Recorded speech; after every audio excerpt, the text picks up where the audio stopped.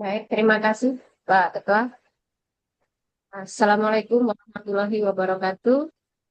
Waalaikumsalam warahmatullahi wabarakatuh.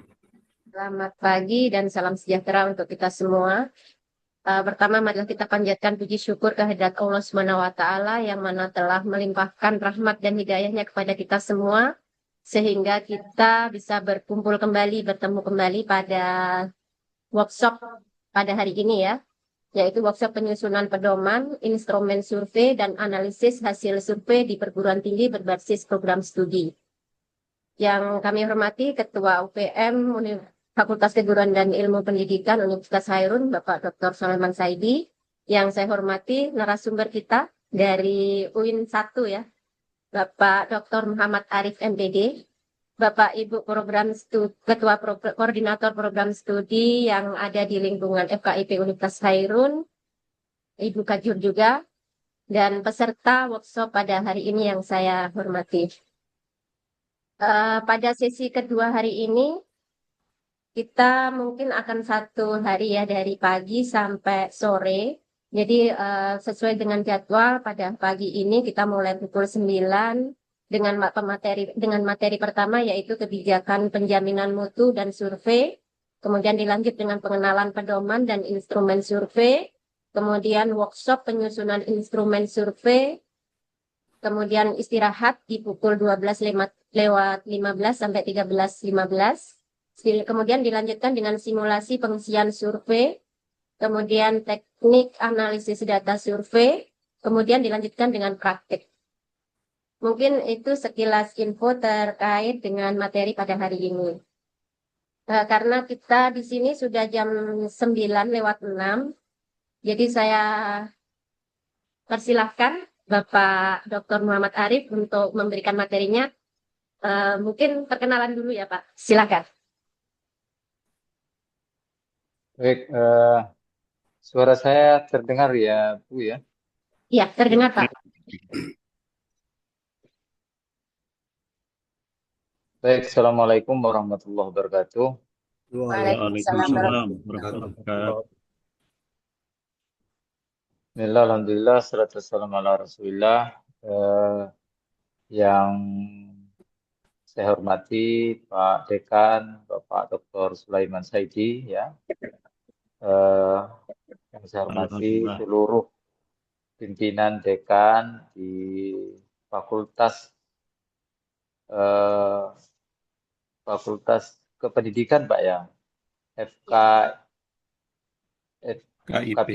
FKIP ya, Fakultas Kependidikan Keguruan, Pak. Keguruan dan Ilmu Pendidikan. Oh ya, FKIP, Fakultas Keguruan dan Ilmu Pendidikan, Universitas Al-Khairun ya, Universitas Khairun. Yang saya hormati, gambar saya belum kelihatan. Mohon maaf. Yang saya hormati seluruh ketua program studi di lingkungan FKIP, yang saya hormati seluruh sekprodi, para dosen, dan seluruh yang hadir di Zoom ini untuk mengikuti kegiatan workshop atau pelatihan bahasanya ya. Kalau pelatihan itu nanti berarti hanya dilatih, dikasih penjelasan. Kalau workshop itu nanti ada sesuatu yang dihasilkan dari kegiatan ini, mudah-mudahan semuanya diberikan kelancaran, kemudahan oleh Allah Subhanahu wa Ta'ala, Tuhan yang Maha Esa. Bapak Ibu yang kami hormati, langsung saja mungkin karena suasananya di pagi hari ini di Ternate sudah jam 9 ya, di Jawa baru jam 7. Pagi sekali menurut kebiasaan saya terlalu pagi, tapi saya prinsipnya menyesuaikan dengan apa yang sudah dijadwalkan oleh Bapak Ibu di Ternate sana, sehingga kegiatan ini sesuai dengan apa yang kita harapkan bersama. Mungkin saya sudah ke Ternate itu bolak-balik mungkin lebih dari 4 kali Bapak Ibu, dan bahkan lewat di kampusnya Bapak Ibu mungkin ya, karena saya pernah ke mana itu, ke Pulau Bacan, Pulau apa namanya Oki ya, Pulau Obi ya, Pulau Iya, Obi.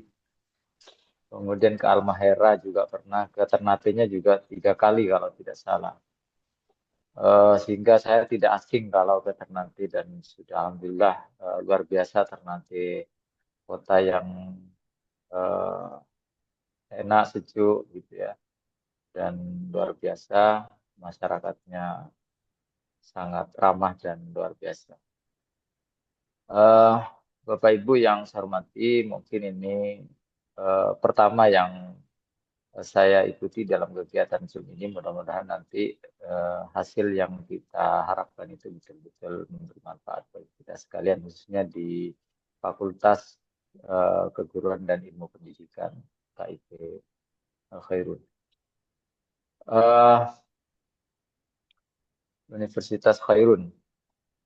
Bapak Ibu yang saya hormati, saya sebenarnya dapat amanah dari Profesor Agus Zainul Fitri karena bidang saya itu saya perkenalkan dulu ya. Nama saya Dr. Muhammad Arif, Bu.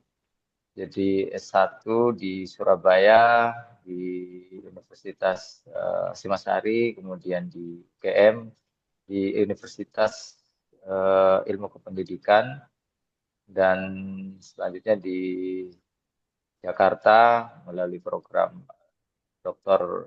Mora ya. Tentu ini adalah pengalaman dan silaturahim kita untuk berbagi ya berbagai karena ini materinya survei ya, workshop tentang penyusunan pedoman. Kalau tidak saya menyampaikan 3 hal. Satu adalah terkait dengan penyusunan pedoman survei, yang kedua tentang instrumen yang nanti Bapak Ibu prodi khususnya atau FKIP pada umumnya, dan universitas untuk bagaimana menyusun instrumen survei yang ini tidak kalah pentingnya di dalam memenuhi kebutuhan kualitas pendidikan kita, kualitas akademik maupun non-akademik kita di Universitas Khairun, khususnya di FKIP. Yang ketiga nanti mungkin terkait dengan penyusunan laporan hasil survei ya. Hasil survei yang menjadi tuntutan kita semua, khususnya terkait dengan sistem penjaminan mutu yang sudah berjalan di Khairun, terutama terkait dengan kebutuhan akreditasi program studi. Kemudian saya di UIN 1 Tulungagung, saya langsung slide aja karena ada nama saya di sini. Saya tak buka slide saja. Mudah-mudahan kelihatan. Bentar saya buka.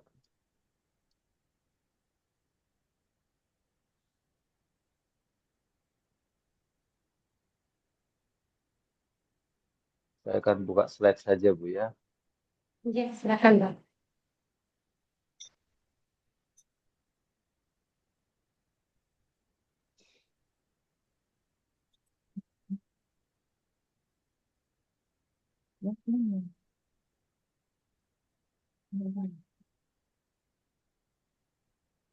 Kelihatan, Bu ya?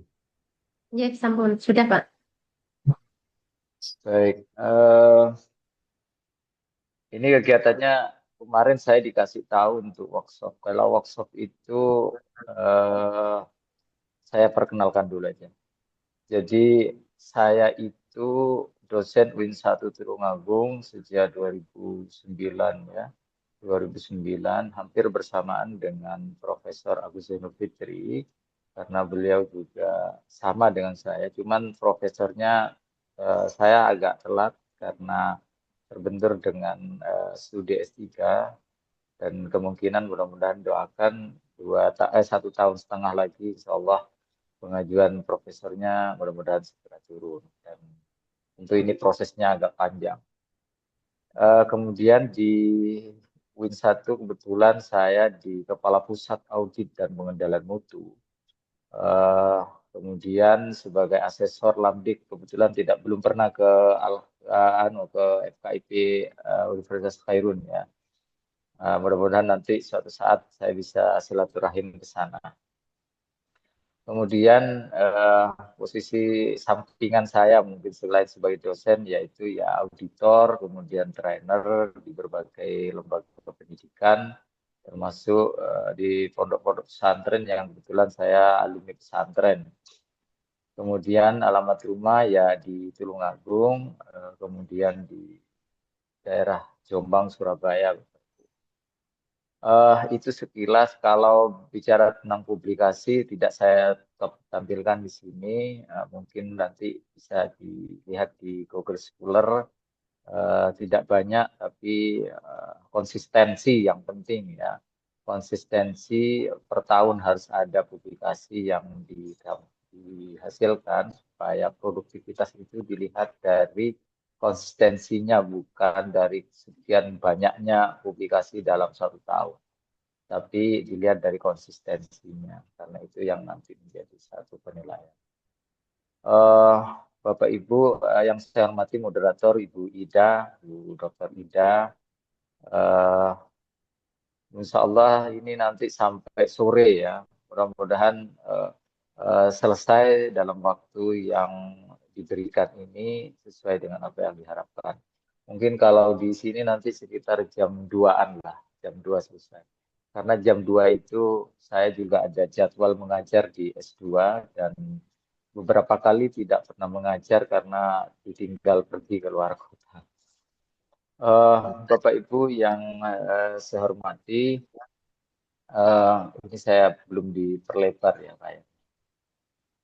Oke, inilah biografi saya sekilas singkat tentang apa yang mau dilakukan. Setidaknya begini Bapak Ibu, saya tidak yakin bahwa di kampus Bapak Ibu itu tidak pernah melakukan survei, tapi insya Allah pernah. Cuman ini kita sifatnya sharing untuk bagaimana kita buat satu survei yang benar, survei yang baik, survei yang nantinya akan menjadi catatan perbaikan di dalam pengambilan kebijakan Pak Dekan, khususnya di Fakultas FKIP.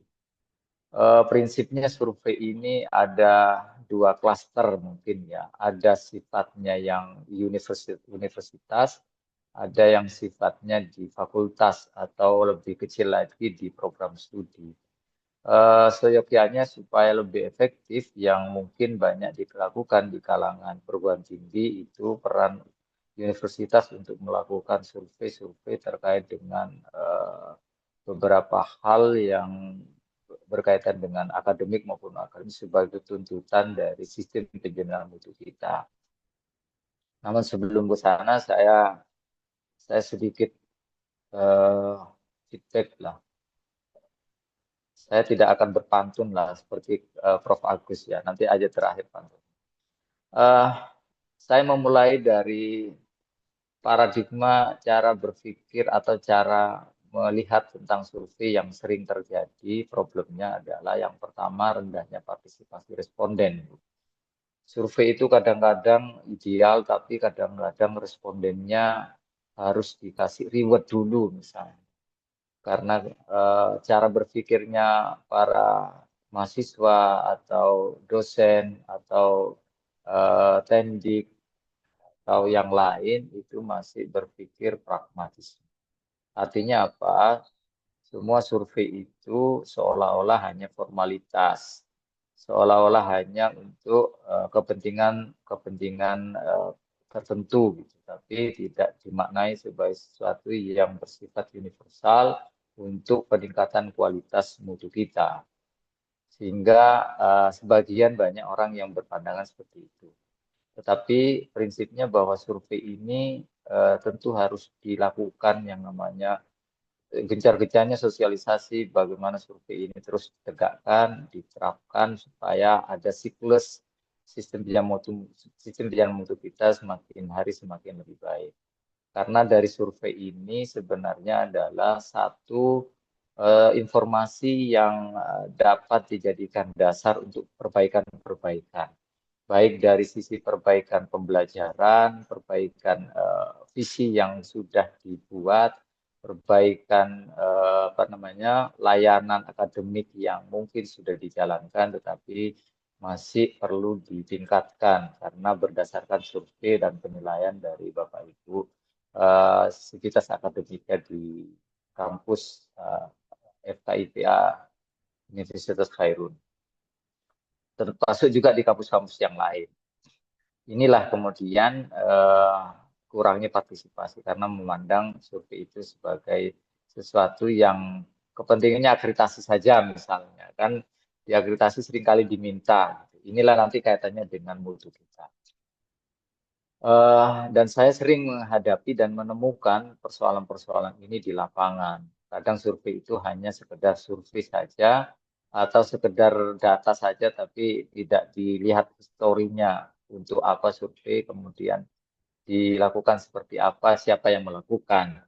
Ini yang kemudian saya sering menemukan di berbagai perguruan tinggi, baik negeri maupun swasta. Kemudian yang kedua yang sering muncul dalam survei itu adalah kualitas instrumen yang lemah. Kualitas instrumen yang lemah ini bisa dilihat dari cara menyusun instrumen ya. Kadang instrumen itu dibuat tidak berdasarkan kondisi di mana kita melakukan instrumen. Atau bahkan tidak ada proses yang namanya validasi terhadap instrumen yang ada. Saya rasa di Bapak Ibu bagaimana cara memvalidasi nanti kita akan bedah atau diskusikan bersama. Kemudian pengelolaan data, analis data kurang tepat. Artinya apa? Pengelolaan data ini hanya dilakukan berdasarkan menurut siapa, gitu, tapi tidak didasarkan pada kaidah teori yang berlaku misalnya, atau didasarkan pada ketentuan yang mana gitu, sehingga kadang-kadang yang penting ada hasilnya menunjukkan 75% sangat puas atau puas, sehingga tuntutan akreditasi itu kalau di atas 75% dianggap skornya maksimal gitu. Yang penting itu gitu. Nah, itulah yang kemudian dianggap sebagai satu cara yang kurang tepat. Seolah-olah dibuat bahkan 100% ada gitu. Karena sesuatu yang maksimal 100% itu juga tidak benar ya. 0% juga tidak benar, tetapi bagaimana ada variasi di dalam pengelolaan data survei yang dilakukan. Karena tidak semua orang punya persepsi sama terhadap layanan, mungkin ada yang sangat baik, ada yang baik, ada yang sedang, ada yang kurang gitu. Karena itu apa namanya? Itulah sebenarnya variasi-variasi di dalam penilaian terhadap hasil survei.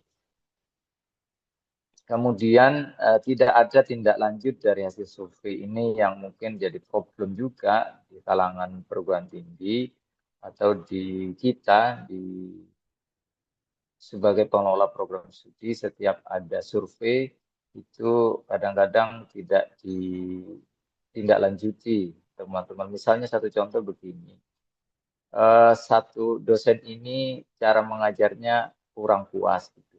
Tapi kemudian hanya dilihat kurang puas saja, tapi tidak ada tindakan yang diberikan oleh pimpinan terhadap bagaimana dosen ini diberikan pelatihan, diberikan pembinaan, diberikan dikembangkan skillnya dan seterusnya.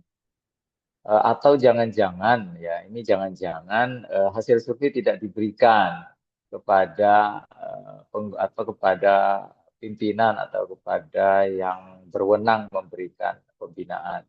Misalnya kalau di FKIP itu dekan atau wadik 1 minimal ya diberikan informasi terkait dengan hasil survei. Supaya tahu nanti apa yang harus dilakukan pimpinan di dalam melakukan tindakan-tindakan perbaikan terhadap hasil survei itu. Sekalipun hasil survei ini tidak satu-satunya cara yang harus dilakukan, tetapi setidaknya informasi yang diperoleh dari hasil survei dapat menjadi bahan untuk perbaikan-perbaikan yang lebih baik, khususnya terkait dengan itu. Kemudian kendala teknis tentu juga sering terjadi, Bapak Ibu. Teknis itu misalnya apa ya, pelaksananya kurang semangat misalnya. Kemudian instrumen yang perangkat yang digunakan tidak tepat dan kurang capability, kurang kredibel misalnya. Tetapi tentu ini adalah bagian dari sebuah proses yang harus kita tangani bersama di dalam terkait dengan proses siklus mutu yang menjadi tuntutan di setiap perguruan tinggi. Kemudian bias responden. Makna dari bias responden ini sebenarnya lebih ke apa namanya ya, pemahaman saja ya, pemahaman saja terkait bagaimana kepentingan survei yang harus dilakukan.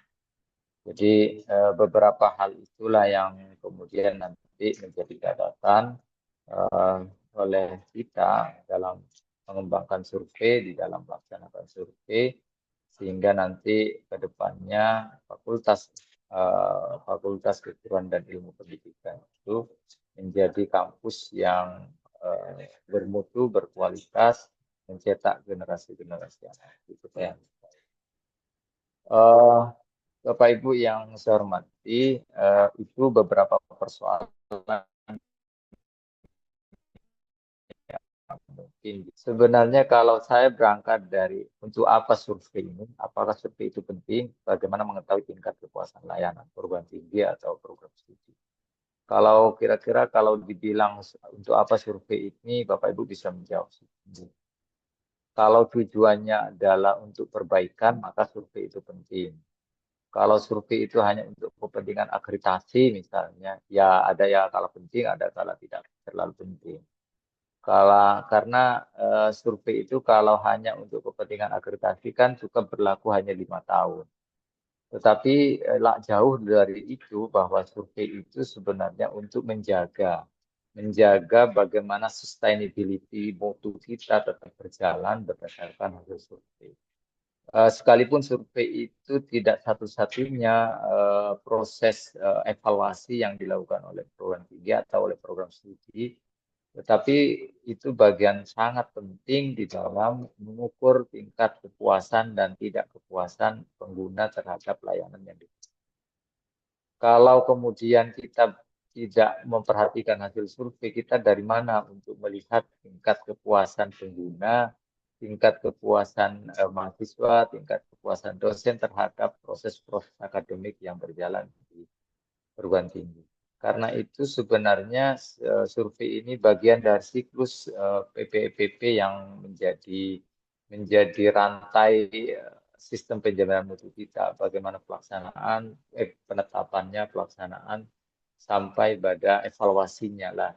Tahap evaluasi inilah sebenarnya yang menjadi role model bagaimana kita melihat kekurangan, ketidaksesuaian antara yang direncanakan dengan yang dilaksanakan, atau sesuatu yang direncanakan dengan apa yang dilakukan, atau sebaliknya melaksanakan tapi tidak direncanakan. Kemarin Prof. Agus sudah menyampaikan tentang evaluasi yang lanjutan sebenarnya. Mestinya survei dulu baru audit dulu. Karena audit itu mestinya siklusnya adalah kalau menurut standarnya AMI itu dilakukan setiap tahun, kalau survei itu bisa dilakukan triwulan atau minimal per semester. Sehingga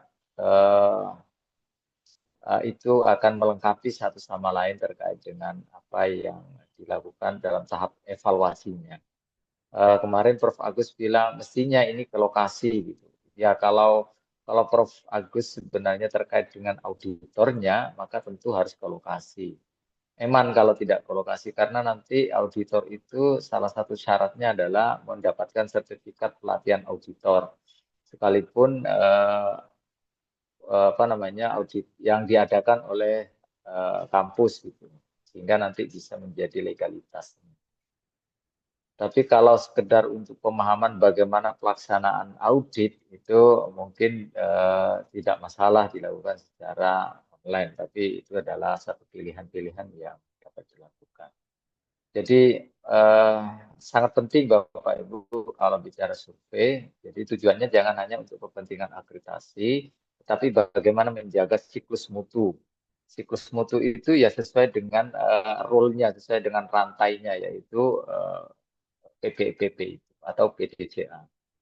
PPPP menekankan sistem yang sudah luar biasa bagus, sistematis, sehingga orang akan terus melakukan yang namanya perencanaan dengan baik, kemudian pelaksanaan, dan penting dievaluasinya. Evaluasi ini bisa dilakukan dengan survei, bisa dilakukan dengan audit mutu internal atau AMI ya, atau audit. Kemudian bagaimana pengetahui tingkat kepuasan layanan. Mengetahui tingkat kepuasan layanan ini ya salah satunya dilakukan dengan survei atau audit. Survei yang dilakukan secara terus-menerus itu akan menunjukkan bahwa prosesnya tetap berjalan, bahwa sesuatu itu direncanakan sesuai dengan siklusnya, sesuai dengan waktu yang diberikan. Kalau perkuliahan itu kan per semester ganti lagi, per semester ganti lagi. Itulah yang kemudian menjadi bahan survei terkait khususnya di dalam konteks pembelajaran. Apakah semua harus satu semester? Tidak. Ada yang sifatnya per tahun, ada yang sifatnya per semester. Tapi dua hal itu menjadi satu agenda survei yang kami lakukan khususnya di satu. Mungkin juga menjadi bahan nanti di Universitas Khairun atau di FKIP Khairun ya. Agar tetap terjaga yang namanya kualitas akademik kita khususnya di fakultas. Inilah yang nanti yang diminta. Ini sangat berat sekali menurut saya, Bu Ida ya. Yang diminta adalah satu kebijakan penjaminan mutu dan survei. Ini saya ngopi dari rundown acara yang diberikan. Pengenalan pedoman, instrumen survei, penyusunan instrumen survei, simulasi pengisian survei, teknik analisis data, praktik analisis data, penyusunan laporan hasil survei terintegrasi. Kalau yang terkait dengan simulasi pengisian survei, nanti mungkin saya hanya menunjukkan bagaimana pengisian di aplikasi ya, atau secara manual lah, mungkin bahasanya begitu, karena saya tidak tahu selama ini yang dipakai untuk simulasi survei atau yang dipakai aplikasi yang dipakai untuk survei itu apa di kampus Bapak Ibu, atau belum ada. Kalau belum ada nanti bagaimana cara menyusunnya, mungkin begitu.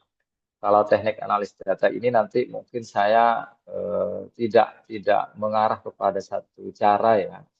Bisa jadi nanti menggunakan skala 5 atau skala 4 dengan apa namanya tingkat konversinya, atau kalau pembaginya 5 misalnya nanti berarti menggunakan konversi atau interval 20 dan 50, 25 dan seterusnya. Nanti akan kita bahas di belakang.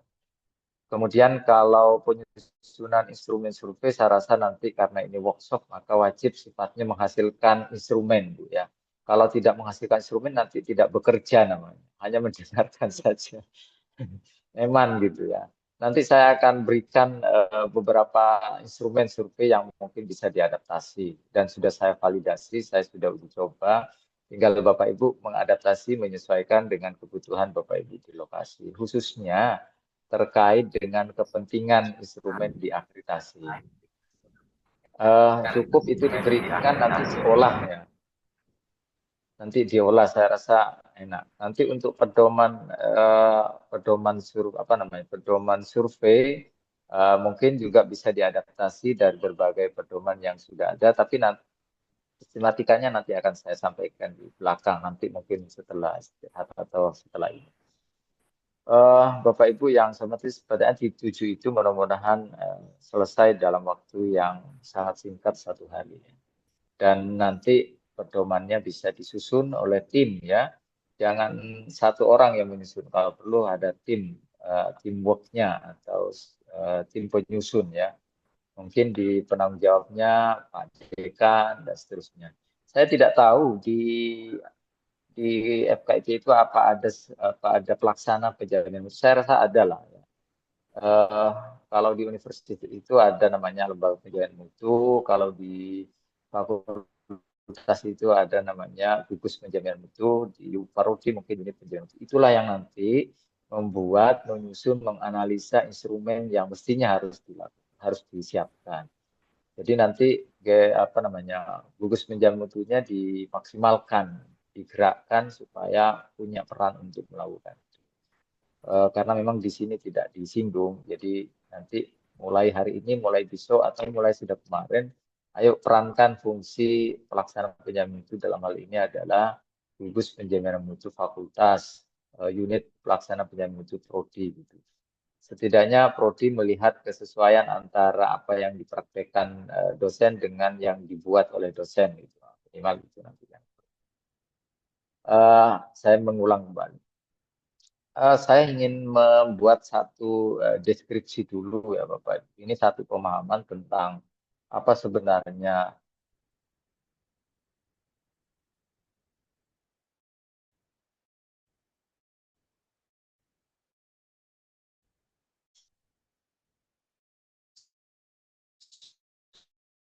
sebenarnya kalau bentar saya kembalikan ke bawah. Jadi survei itu merupakan bagian penting dalam siklus mutu PPPP. Jadi siklus sorry,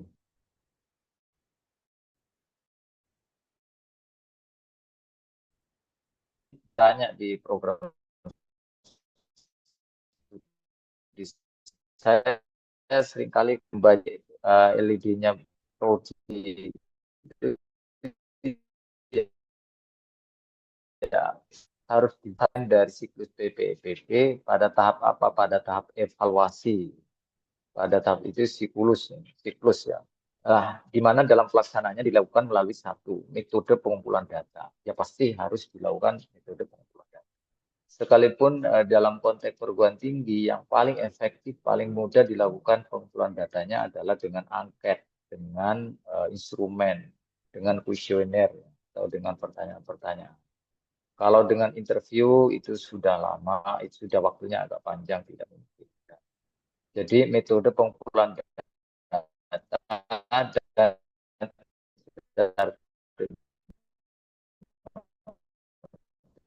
kepentingan atau stakeholder bisa jadi adalah masyarakat, masyarakat itu bisa jadi mahasiswa, kemudian baik internal maupun eksternal ya, pengguna itu bisa dari internal, bisa dari eksternal.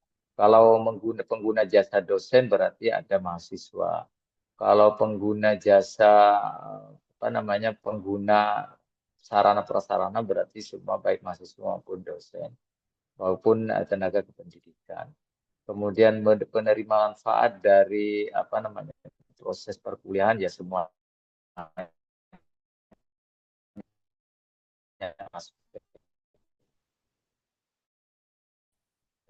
akademik di siswa. Cuma keywordnya, kunci untuk mengisi survei inilah yang nanti mungkin Bapak Ibu harus lebih ketat gitu ya. Kalau mahasiswa mungkin gampang. Supaya mahasiswa itu ngisi itu gimana caranya? Salah satu yang kami lakukan adalah mungkin juga di Bapak Ibu adalah dengan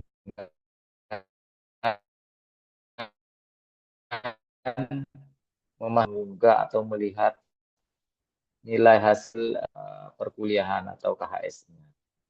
Atau kalau dosennya sebelum mengisi survei maka tunjangannya di stop dulu atau kalau yang sertifikasi gampang.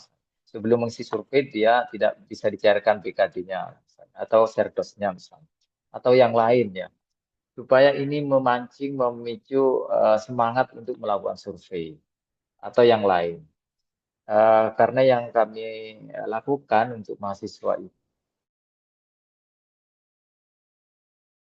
melakukan survei dia tidak bisa melihat hasil hasil nilai yang supaya dia bisa mengisi survei, maka dia tidak bisa belum bisa menerima dosnya atau mengisi dulu. Jadi di stop dulu itu baru ketika sudah diisi maka tunjangan kinerja dapat dicairkan. Itulah yang kemudian membuat semangat dosen mahasiswa. Lah kalau alumni apa? Ini yang alumni misalnya tenaga pendidikan sama Bapak Ibu. Sama. Kemudian kalau alumni ya salah satunya ya terkait dengan apa namanya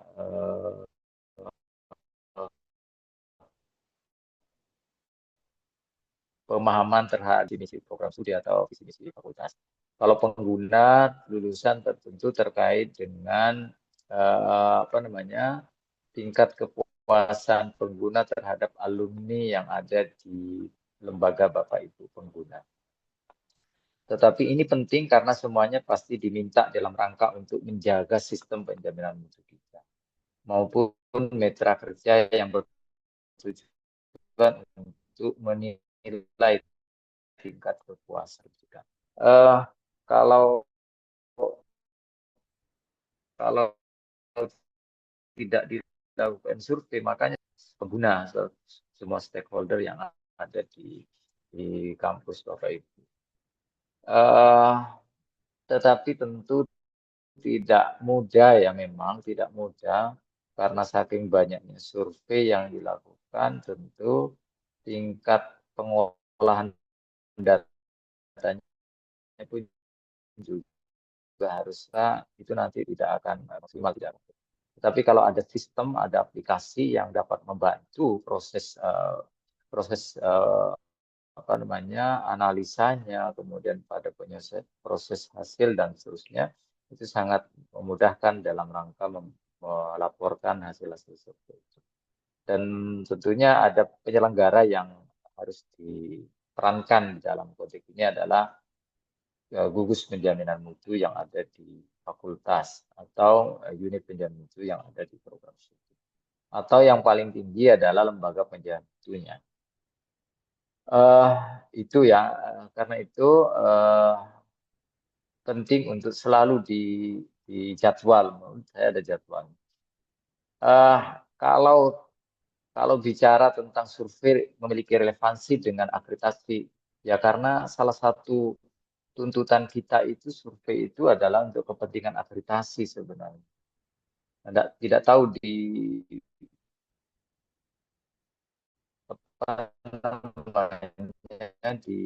Fakultas FKIP yang sudah terakreditasi unggul berapa, kemudian baik sekali berapa, mungkin juga ada yang baik berapa. Tetapi tentu penilaian itu salah satunya dihasilkan dari survei kepuasan, karena masing-masing kriteria itu pasti ada surveinya. Misalnya di kriteria 2 itu ada, di kriteria 3 itu juga ada, kriteria 4 juga ada, kriteria 5 itu terkait dengan layanan sarana prasarana misalnya.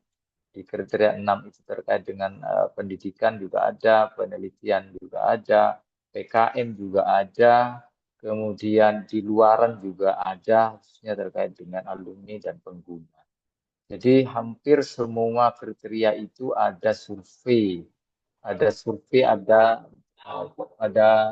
laporan survei yang diminta oleh akreditasi. Tapi kalau yang sekarang yang 2.0 yang versi terbaru, karena Bapak Ibu mungkin masuk di Lamdik semua ya, di Lamdik semua, maka yang tetap masih ada itu adalah layanan survei mahasiswa terhadap pendidikan, khususnya di C6. Kalau C7, C6, C7 tetap menjadi permintaan, tetapi sifatnya nanti yang melakukan adalah teman-teman di lembaga penelitian dan publikasi. Tetapi muaranya adalah untuk menjaga kualitas, untuk menjaga mutu kita, supaya apa, sustainability, keberlanjutan. Misalnya juga layanan survei terkait dengan kerjasama itu ada di C2. Itu yang nanti akan kita buat. Tetapi saya tidak akan, Bapak Ibu tidak akan diminta untuk membuat keseluruhan ya. Nanti mungkin ada 8 survei nanti, 8 instrumen yang harus disiapkan untuk memastikan itu adalah bagian dari kebutuhan akreditasi, karena akreditasi itu juga bagian dari sistem penjaminan mutu eksternal. Kalau internal adalah itu sudah dilakukan, tetapi nanti tuntutan eksternalnya juga diminta sebagai bukti bahwa Bapak Ibu sudah melakukan sistem penjaminan mutu internal. Hasil survei itu menjadi bukti keterlibatan stakeholder dalam pengembangan prodi, ya Bapak Ibu. Jadi jangan kemudian kita jangan kita mengabaikan bahwa apa yang dikembangkan oleh prodi itu juga bagian dari peran perspektif para pengguna atau stakeholder kita, baik itu dalam konteks internal maupun eksternal. Jadi tidak semata-mata karena Pak Dekan, tidak, atau semata-mata karena tim Prodi yang telah mampu mengembangkan, tetapi semua pihak yang terlibat di dalam proses pengembangan itu menjadi bagian penting. Karena apa? Karena tidak akan tahu apa yang kita inginkan kalau tidak ada kontribusi dari pihak-pihak lain. Dari mana mereka tahu bahwa proses pengembangan itu melibatkan pihak-pihak lain? Yaitu salah satunya dari survei yang harus kita lakukan.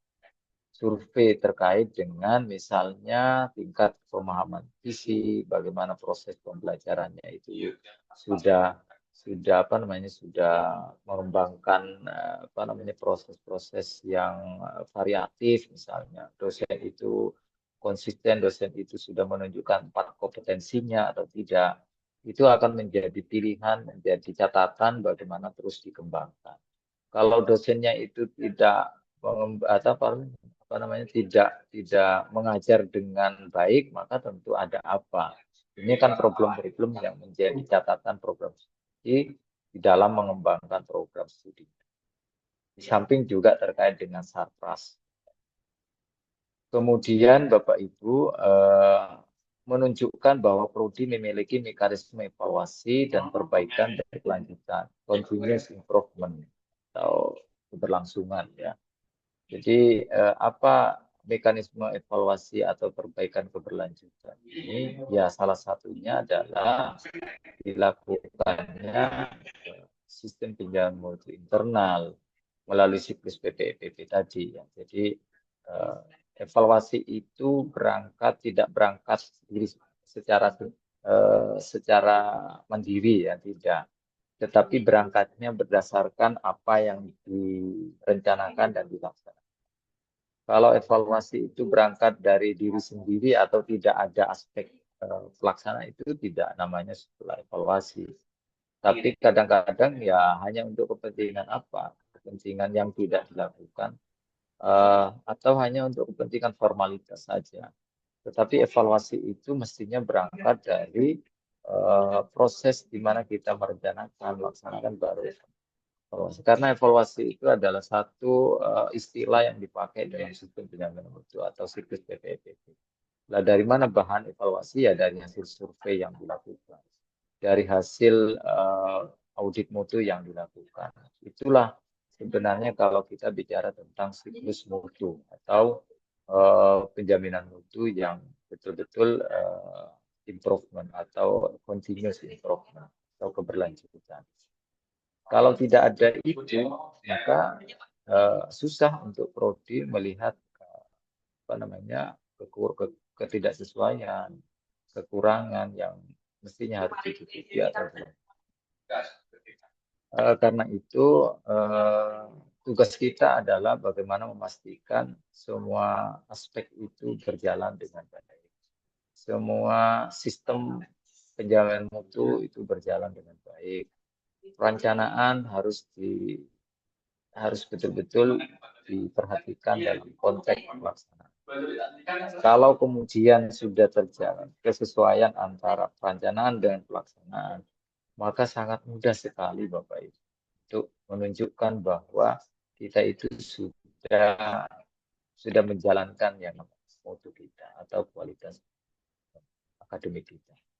Kemudian menjadi lampiran penting dalam laporan evaluasi diri, LKPS, program studi. Ya kalau tidak ada layak atau tidak ada hasil survei nanti ya biasanya asesor akan menilai, ini berarti tidak berjalan. Jadi kalau satu aspek saja tidak berjalan, itu sulit Bapak Ibu asesor memberikan predikat unggul terhadap prodi. Dan saya sudah hampir ada 30 prodi, hampir 50 prodi yang sudah saya, dan awal-awal saya memvisitasi di wilayah timur, Papua, Maluku Utara, ya Ternate, kemudian Maluku Tenggara, kemudian ke Ambon, ke Manado, ke Kendari, ke ke Sulawesi dan seterusnya wilayah timur. Tapi enak ternyata, perjalanannya luar biasa. Itulah yang kemudian saya lakukan dalam konteks menjaga mutu perguruan tinggi di wilayah timur, khususnya nanti program studi yang masuk di lingkup pendidikan.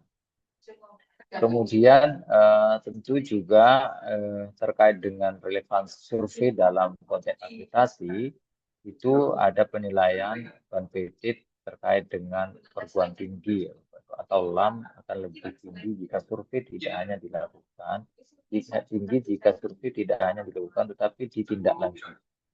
Jadi survei-survei yang kita lakukan itu tidak cukup hanya didokumentasikan, tidak cukup hanya disimpan di lemari, di rak, tetapi survei itu tetap harus ditindaklanjuti untuk perbaikan-perbaikan, baik itu terkait dengan perbaikan kurikulum, perbaikan sistem pembelajaran, perbaikan kualitas dosen, perbaikan layanan-layanan dan sebagainya. Nanti tolong kalau suara saya agak kurang jelas ya Bapak. Karena mungkin ada gangguan.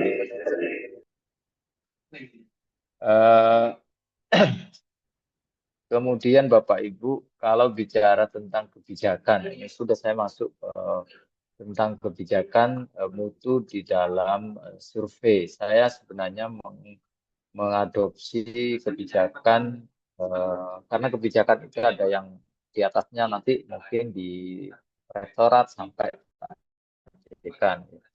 Kebijakan yang terbaru itu berdasarkan Permenristek nomor 39 tahun 2025. Saya ambil dari sana saja. Sekalipun juga ada Permenpan nomor 14 tahun 2017, kemudian Permendikbudristek nomor 53 tahun 2023, lalu kemudian mungkin juga di internal ada kebijakan sistem penjagaan mutu dan seterusnya. Tetapi saya hanya mengambil paling ujungnya, paling terakhir terbaru, yaitu kebijakan mutu berdasarkan Permenristek nomor 39 tahun 2025 ya. Di bagian kedua pasal 867 sebenarnya sudah dijelaskan bahwa perguruan tinggi wajib melakukan penjaminan mutu internal dengan mengembangkan SPM. Artinya kalau masuk di sistem penjaminan mutu internal, maka nanti masuk ke bagian evaluasi. PPEPP itu berjalan atau tidak. Karena PPEPP itu bisa diadopsi di dalam dua sistem penjaminan mutu internal maupun dalam sistem penjaminan mutu eksternal. Kita sebagai pelaksana dari sistem penjaminan mutu internal, maka tentu menerapkan siklus PPEPP. Kalau dalam konteks eksternal maka akan melihat keberlangsungan proses PPEPP yang dilaksanakan oleh sistem penjaminan mutu internal. Dalam pengembangan SPMI perguruan tinggi menerapkan tata kelola perguruan tinggi yang baik berdasarkan prinsip akuntabilitas, transparan, nirlaba, efektivitas, efisiensi, peningkatan mutu berbasis saling menilik dan mengimbangi satu terhadap yang lain. Jadi yang paling penting di bagian ini yaitu adalah implementasi melalui siklus kegiatan tersendiri. Terdiri atas ini, Bapak. Penetapan standar, pelaksanaan. Nah, evaluasi survei dan lain-lain itu masuk di bagian poin ketiga, C. Evaluasi pemenuhan standar pendidikan tinggi. Misal satu contoh begini. Di survei evaluasi ya bagian survei tentang kepuasan mahasiswa terhadap proses pendidikan atau pembelajaran dosen. Misal satu contoh di awal misalnya, apakah dosen melakukan atau memberikan RPS di awal perkuliahan misalnya. Itu standarnya adalah dosen itu setiap mengajar harus membawa RPS. Apakah dosen menyampaikan materi sesuai dengan RPS yang dibuat. Itu nanti akan menjadi satu penilaian tersendiri karena yang mengikuti proses perkuliahan itu bukan kita, dosen sesama dosen, atau pimpinan, tetapi mahasiswa lah. Mahasiswa itulah sebenarnya yang tahu persis bagaimana dosen menggunakan standar mutu yang sudah kita tetapkan, sehingga mudah untuk dievaluasi. Lalu kemudian pada tahap pengendalian standar, pengendalian ini sifatnya adalah bagaimana kita memastikan bahwa semuanya sudah berjalan dengan baik. Tentu pengendalian ini sifatnya adalah by application, aplikasi, berbasis aplikasi kalau bisa, atau berbasis data yang sudah disiapkan, bank data yang disiapkan oleh Prodi. Sehingga keberlanjutan yang sudah dijalankan itu betul-betul terkendali dengan baik. Jika misalnya ada proses yang sudah berkeberlanjutan, maka tentu bisa ditingkatkan. Tingkatkan bukan jumlah pertemuannya, tapi mungkin jumlah kualitasnya ditingkatkan dari sisi cara mengajarnya, dari sisi pendistribusian materi terhadap mahasiswa itu nanti ditingkatkan. Kalau misalnya mahasiswa itu hanya outputnya yang dicapai adalah laporan akhir perkuliahan, tapi juga nanti misalnya ditambah dengan publikasi hasil luaran perkuliahan. Itu adalah satu peningkatan yang dilakukan oleh Prodi atau oleh sisi penjam itu berdasarkan siklus PPDB, yaitu pada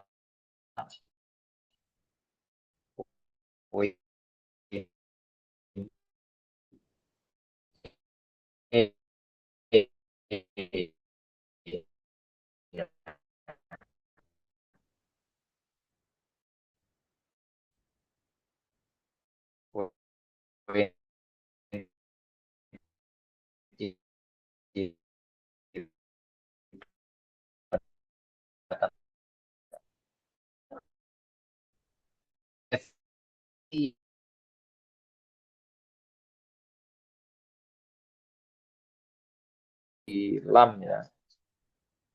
Kalau di LAM itu berarti instrumen akreditasi prosedur API APS 010 atau sekarang 2.0. Terdapat kriteria khusus misalnya kriteria 3, kriteria 7 dan 9. Itu pasti yang diminta adalah hasil survei. Kalau yang di LAM itu hampir di kriteria 6, kriteria 7, 8 ada, kriteria 9 juga ada, kriteria 2 juga ada, kriteria 3 juga ada. Meminta bukti hasil survei kepuasan mahasiswa dosen, tenaga pendidikan, alumni penulisan, dan mitra kerja. Jadi aspek-aspek itu penting untuk diminta dibuktikan sebagai evidence dari pemenuhan pelaksanaan sistem pidana. Karena itu Bapak Ibu harus betul-betul menyiapkan bukti-bukti yang harus dilakukan. Tapi kalau tidak pernah melakukan survei, seringkali yang terjadi adalah engineering. Engineering itu apakah boleh? Ya boleh saja. Boleh saja sehingga akan menghambat proses akreditasi kita.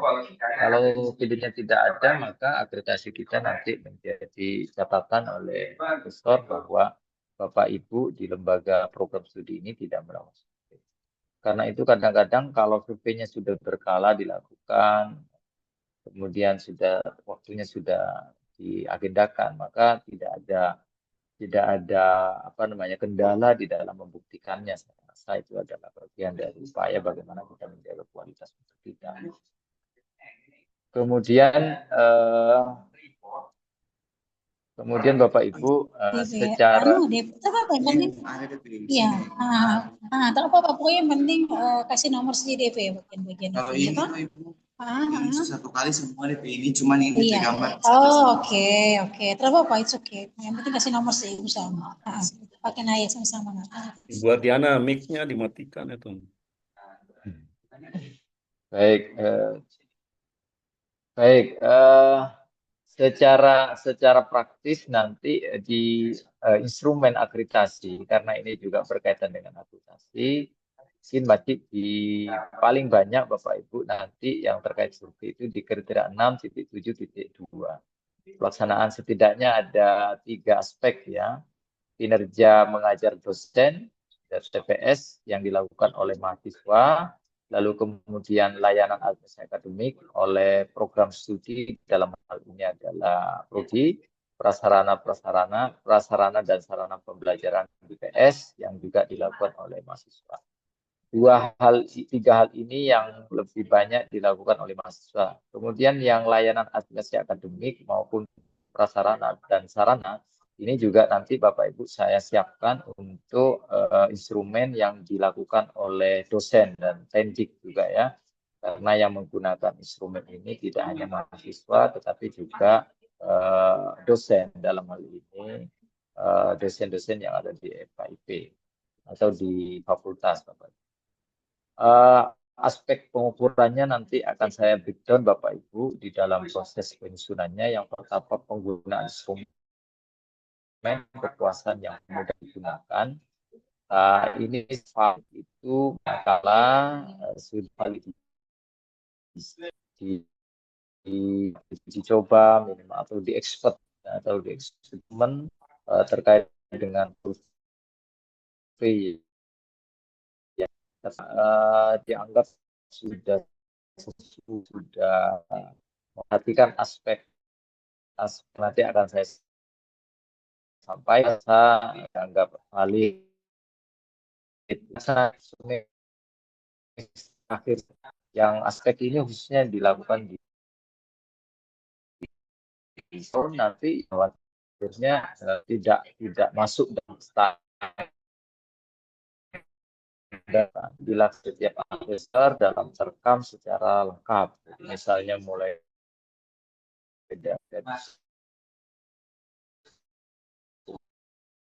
hasilnya tidak di kinerja mengajar dosen itu rata-rata berapa persen tingkat kepuasannya, nanti akan saya hitung di bagian bawah.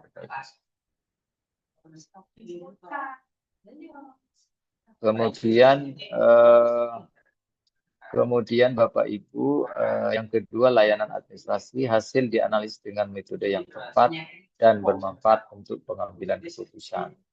Jadi yang bagian 3 ini, di bagian ini Bapak Ibu, bagian ini nanti akan saya jelaskan bagaimana analisis metodenya, apakah nanti kita menggunakan skala 4 atau skala Likert 5, itu nanti akan saya jelaskan dua-duanya supaya nanti menjadi pilihan. Kalau ditanya mana yang lebih mudah Pak, yang lebih gampang sebenarnya pakai skala 4, skala Likert 4. Tapi skala 5 juga sering banyak digunakan oleh beberapa prodi atau perguruan tinggi. Termasuk di kami juga menggunakan 5. Kemudian kalau 4 itu biasanya banyak digunakan oleh lembaga-lembaga sosial, misalnya terkait dengan indeks kepuasan masyarakat, itu juga bisa dipakai. Itu sesuai dengan Permen PAN nomor 14 tahun 2017. Kemudian dilakukan review terhadap hasil pelaksanaan pengukuran kepuasan. Ya direview hasilnya seperti apa, diolah datanya sehingga nanti menemukan rata-rata tingkat kepuasan. Inilah nanti yang terkait dengan beberapa hal yang menjadi kebijakan dalam penyusunan survei dan pelaksanaan survei. Kemudian ditindaklanjuti untuk perbaikan dan peningkatan mutu pengajaran, misalnya kalau itu berkaitan dengan pengajaran atau peningkatan mutu layanan. Penting Bapak Ibu sebagai bagian dari pelaksanaan dan evaluasi tindak lanjut itu harus memiliki relevansi Bapak Ibu. Saya sering menemukan bahwa tindak lanjut itu kadang-kadang keluar dari hasil evaluasi. Evaluasinya adalah A, tindak lanjutnya B, itu kan nggak nyambung. Jadi kalau evaluasinya berkaitan dengan misalnya kurangnya aksesibilitas sarana prasarana terhadap pembelajaran bagi mahasiswa, maka tindak lanjutnya adalah bagaimana memudahkan aksesibilitas mahasiswa terhadap sarana prasarana yang ada di Fakultas Keguruan dan Ilmu Pendidikan. Itulah nanti tindak lanjutnya. Misalnya kualitas dosen mengajar kurang memuaskan misalnya karena banyak dosen mengajar secara monoton misalnya. Berarti tindak lanjutnya adalah misalnya peningkatan atau pengembangan kompetensi dosen melalui pelatihan-pelatihan dan seterusnya. Itu nanti menjadi catatan dalam konteks hasil survei yang dilakukan oleh pemerintah. Hasil survei itu juga harus dipublikasikan dan mudah diakses oleh pihak-pihak berkepentingan. Artinya pihak-pihak berkepentingan ini tidak semua orang punya kepentingan, tetapi misalnya Pak Dekan dikasih hasilnya begini hasilnya, lalu mungkin juga Wadik satu, Wadik satu mungkin atau Pak Rektor misalnya juga. Itu adalah pihak-pihak yang berkepentingan di dalam apa tujuannya untuk melakukan perbaikan, untuk pengambilan kebijakan terhadap apa yang dihasilkan atau ditemukan di lapangan. Kemudian Bapak Ibu, sebenarnya pada aspek kebijakan ini adalah satu hal yang harus kita laksanakan. Satu yang dilaksanakan karena apapun yang menjadi dasar kita di dalam melaksanakan semua aktivitas akademik itu adalah harus atau wajib dilaksanakan. Tapi kebijakan ini nanti menjadi dasar bagaimana Pak Rektor misalnya atau Pak Dekan membuat kebijakan turunan terhadap survei-survei yang harus dilakukan untuk pemenuhan evidence atau pemenuhan bukti di dalam proses aplikasi kita khususnya atau bukti di dalam menjaga sistem mutu kita di fakultas. Kalau survei itu tidak pernah dilakukan Bapak Ibu, ya lagi-lagi perguruan tinggi itu semacam tidak pernah tahu kesalahannya, gitu. Tidak pernah mau mengakui kekurangannya, gitu. Atau tidak pernah peduli dengan kondisi yang ada di internal kita. Karena itu saya selaku di tempat saya juga kepada prodi-prodi yang saya pernah visitasi itu selalu menekankan bahwa pentingnya survei itu harus dilakukan, harus berkala, harus tetap menjadi bagian penting di dalam menjaga kualitas perguruan tinggi kita. Bukan hanya semata-mata karena untuk kepentingan aplikasi saja. Kalau untuk kepentingan aplikasi saja, maka tidak akan lama itu. Tidak akan berumur panjang bahasanya. Tetapi suatu saat pasti akan ketahuan di mana kekurangan kita, kelemahan kita. Sehingga nanti tingkat kepercayaan masyarakat terhadap kita, perguruan tinggi kita, itu selama-kelamaan menurun dan tidak menunjukkan kepedulian lagi. Itu penting untuk selalu dijaga. Baik Bapak Ibu, itu sekilas dan bagaimana kita memperhatikan aspek dari kebijakan. Saya tidak banyak mengambil kebijakan sekalipun kalau nanti diruntut banyak Bapak Ibu. Mulai dari undang-undang Sipdiknas, undang-undang SNMPT, lalu kemudian karena SNMPT itu sudah masuk di SPM Mutu ya, sudah masuk. Kalau nanti undang Permendikbud nomor 3 tahun 2020 tentang sistem pendidikan nasional SNMPT nasional pendidikan juga ada. Kemudian Menpan RP banyak, kemudian Undang-Undang Dasar 45 juga kita bisa dikaitkan. Tapi yang penting Bapak Ibu dengan dasar apa yang kita lakukan nanti dasarnya adalah sekarang sudah terintegrasi, saya rasa lebih gampang bagaimana memperhatikan survei itu sebagai bagian dari SPMI yang kita kerjakan, kita terapkan. Yaitu Permendikbud nomor 39 tahun 2025. Itulah yang kemudian termanifestasi dalam bentuk Perban PT, lalu Perlam, lalu kemudian yang nomor 16 dan 62. Nomor 62 dan 16 terkait dengan pelaksanaan evaluasi perguruan tinggi. Itu terkait dengan bagaimana kita mengambil satu kebijakan terkait dengan survei. Nanti saya terlalu banyak bicara. Pokoknya nanti saya harapkan Bapak Ibu, timnya saya tidak tahu timnya yang mana, siap-siap harus mengerjakan instrumen survei nanti sebelum kita olah gitu.